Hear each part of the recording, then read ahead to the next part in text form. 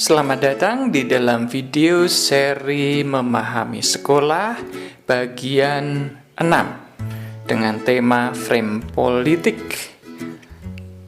Dalam pendekatan politik ini, sebuah kejadian yang menghancurkan tidak pernah disederhanakan hanya pada persoalan pribadi atau sikap rakus yang dimiliki oleh seseorang, atau ketidakmampuan seseorang yang gagal melakukan tugasnya.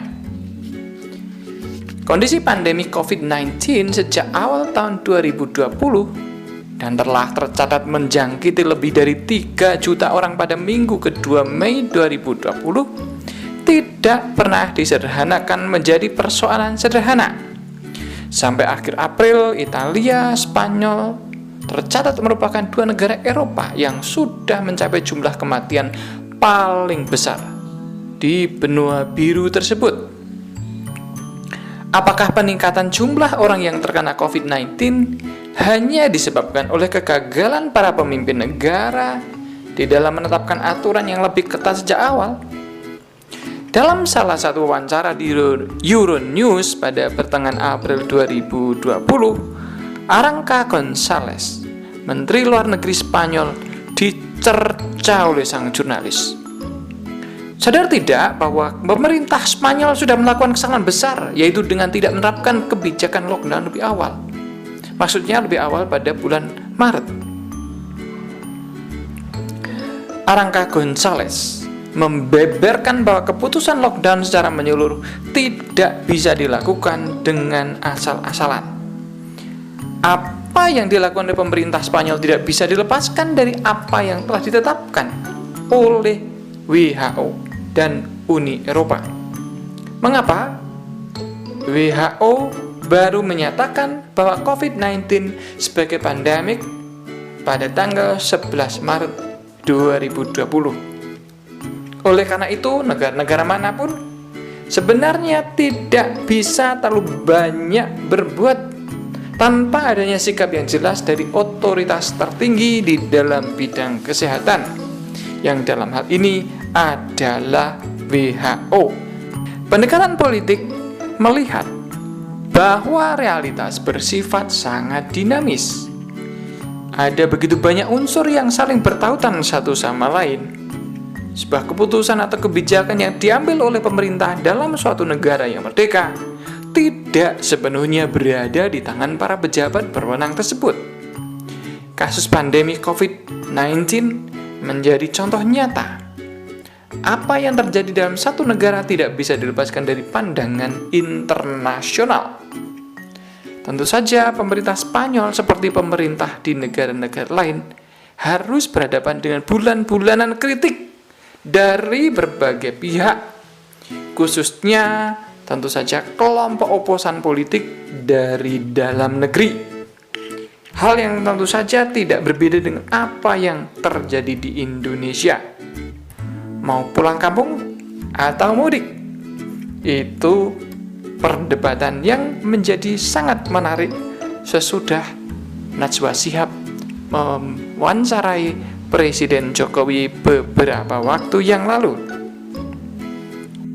Seperti yang ditayangkan dalam nukilan di screen tersebut, kesalahan pribadi, sikap rakus, keterbatasan visi, dan inkompetensi bukan merupakan sumber persoalan di dalam lingkup politik. Mengapa? Karena yang paling penting dalam pendekatan politik adalah interdependensi. Minat yang sangat beragam, kekurangan sumber daya, dan relasi pengaruh atau kekuasaan yang kesemuanya melahirkan aktivitas politik. Sangat naif dan sekedar romantis seandainya kita menghilangkan sistem politik dalam lembaga kita. Siapapun yang berada di dalam lembaga itu, pemimpin mesti belajar untuk mengakui, memahami, dan mengelola dinamika politik, bukannya menghindarinya. Di dalam pemerintah, politik adalah cara hidup, bukan cara-cara kotor untuk memenangkan pertarungan. Maka dalam hal ini kita sampai pada istilah yang paling krusial. Apakah yang dimaksud dengan power? Secara khusus, power atau kekuasaan, atau bisa juga disebut sebagai pengaruh, tidak bisa diterjemahkan secara sederhana. Ada 4 pandangan yang menggambarkan bahwa konsep power itu sebenarnya sangat kompleks. Dalam pandangan struktural, power itu menekankan otoritas, hak prerogatif otoritas untuk apa? Untuk menentukan hal yang dianggap paling benar. Dan hal yang paling benar ini merupakan keputusan yang rasional. Setelah kebijakan dibuat, maka pejabat yang berwenang akan melakukan monitoring. Atas apa? Atas implementasi keputusan. Dan dengan demikian menilai kepatuhan bawahannya. Jadi di sini sangat top down, dari atas sampai bawah wajib mengikuti apa yang sudah ditentukan sebagai target rasional. Itu konsep power dalam kerangka berpikir struktural. Nah, bagaimana konsep power atau kekuasaan atau pengaruh di dalam frame sumber daya manusia? Dalam hal ini adalah power dalam sumber daya manusia itu mengarus utamakan pemberdayaan atau empowerment dari seluruh sumber daya manusia yang terlibat. Fokusnya bukan pada bagaimana power itu dikelola, tapi bagaimana memberikan ruang-ruang gerak yang luas sehingga siapapun di dalam lembaga itu merasa diberdayakan, tidak merasa diperdaya. Jadi 2 kata yang sangat penting, bedanya hanya dengan B, berdaya, yang lain perdaya. Nah, ini kita masuk ke wilayah yang kedua. Ya. Nah, bagaimana power atau kekuasaan atau pengaruh dimaknai dalam kerangka politik? Dalam hal ini, power dalam kerangka politik menekankan keterbatasan dari otoritas. Jadi otoritas bukan satu-satunya pemegang kekuasaan kunci. Ya. Namun yang mau ditekankan adalah fokus pada pengaruh yang memperkuat mutualitas dan kolaborasi. Oleh karenanya, dalam konsep politik itu, power atau kekuasaan berbicara tentang partisipasi, keterbukaan dan kolaborasi yang menggantikan kekuasaan mutlak. Nah, ini tentu pandangan yang sangat berbeda dari keyakinan umum bahwa pendekatan politik itu justru malah top down. Nah, yang top down itu yang strukturalis, tetapi yang politik, yang negosiatif itu posisinya ada di bagian ketiga ini. Nah, bagaimana power diterjemahkan dalam konsep simbolik dalam pendekatan yang keempat? Power dalam hal ini menekankan peran-peran simbolik yang dijalankan melalui berbagai ritus, selebrasi, dan acara-acara kultural lain yang dilakukan dengan cara mengenangkan kembali nilai-nilai dasar yang diperjuangkan, tercermin dalam tokoh-tokoh sentral yang diteladani. Sekali lagi, frame simbolik ini memang dekat dengan kisah-kisah kepahlawanan. Dengan metaforanya adalah kuil, atau dalam konteks kita ya gereja gitu ya. Ada kitab sucinya, ada nilai-nilai yang diperjuangkan, ada semangat untuk berbagi bagi sesama, seperti komitmen dari komunitas gereja berdana yang menjual barang miliknya untuk dibagi-bagi. Nah, ini adalah power dalam pengertian simbolik.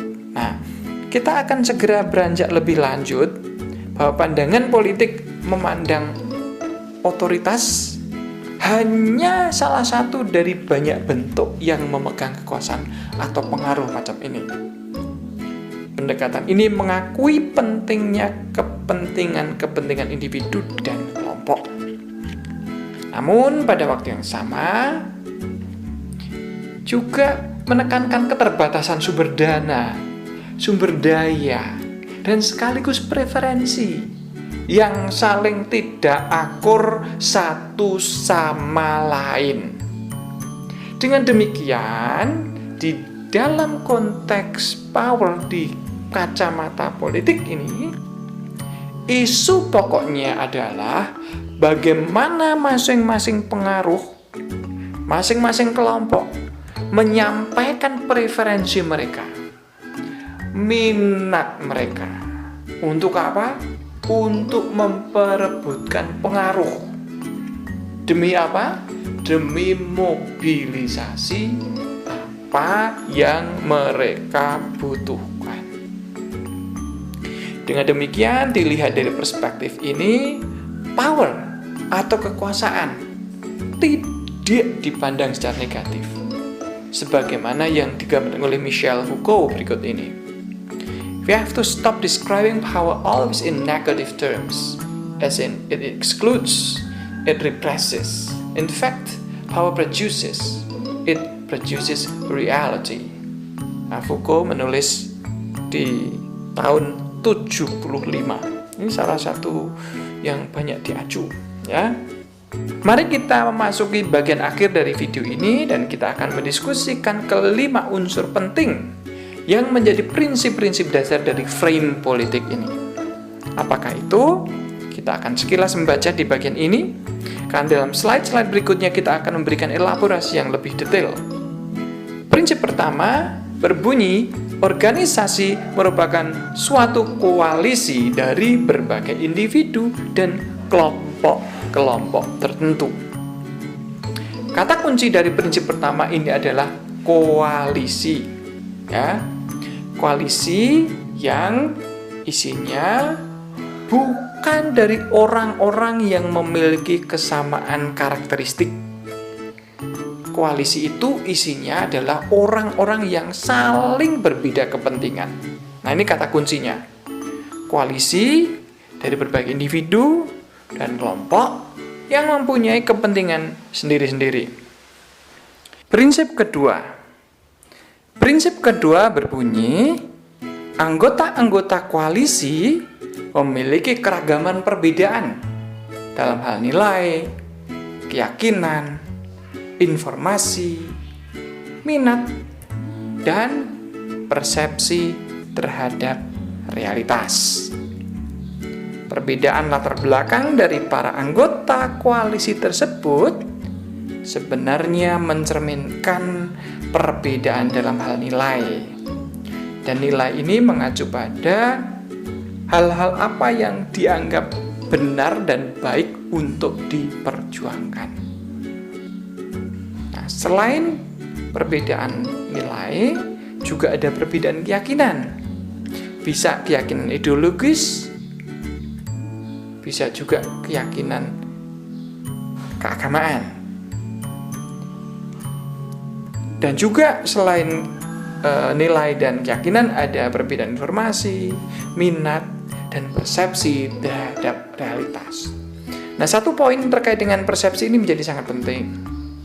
Karena di dalam realitas sesungguhnya, persepsi ini sangat krusial.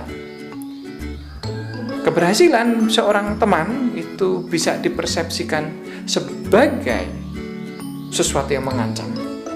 Tapi sebaliknya juga bisa dipahami sebagai berkat yang layak untuk dirayakan bersama. Nah, itu merupakan elaborasi dari prinsip kedua. Prinsip ketiga ini berbunyi bahwa hampir semua kepentingan penting melibatkan pembagian sumber daya yang sangat terbatas untuk menentukan siapa mendapatkan apa. Prinsip ini bisa dijelaskan demikian. Ketika kita menempatkan bisnis pokok di dalam pendekatan politik ini, persoalan mendasar yang muncul adalah ketersediaan sumber daya yang terbatas. Dan sumber daya yang terbatas itu harus didistribusikan secara adil. Dan disinilah letak persoalannya. Maka tidak mengherankan bahwa ini menjadi ruang untuk pergulatan atau kontestasi. Siapa akan mendapatkan apa dan berapa banyak. Prinsip keempat berbunyi, sumber daya yang terbatas dan perbedaan antar individu menempatkan konflik di pusat dinamika hidup keseharian dan membuat kekuasaan atau pengaruh sebagai aset yang penting. Mengingat keterbatasan sumber daya dan minat dari masing-masing kelompok yang beragam, maka konflik adalah bagian tak terpisahkan. Ini harus diakui dan dikelola. Mata uang yang dipakai sebagai alat transaksi adalah kekuasaan atau pengaruh. Nah, itu adalah aset yang akan dipakai untuk bertransaksi. Kita memasuki prinsip yang terakhir. Tujuan dan kepentingan muncul dari daya tawar-menawar dan negosiasi antara berbagai pihak yang saling bersaing. Dan masing-masing berusaha keras untuk memenuhi kepentingan mereka. Kata kunci dalam pendekatan ini tentu saja negosiasi. Dari siapa akan mendapatkan apa, berapa banyak, sejauh mana itu akan dibagikan, dan seterusnya. Maka di sini kemampuan yang penting perlu dimiliki adalah bagaimana mengkomunikasikan gagasan secara kuat. Di satu sisi, mempertahankan pendapatnya, ngotot gitu ya. Namun di lain pihak juga harus berani legowo, berani mengalah. Demi apa? Demi kepentingan yang lebih besar. Nah, ini merupakan tantangan yang harus dihadapi. 5 prinsip utama dari pendekatan struktural. Nah, kita akan segera mengakhiri kegiatan diskusi dalam video ini, dan ini ada pesan khusus dari sang editor. Salam hangat darinya untuk rekan-rekan sekalian dimanapun berada, dan terima kasih telah belajar dari video ini. Stay safe, stay home, and stay happy. Terima kasih.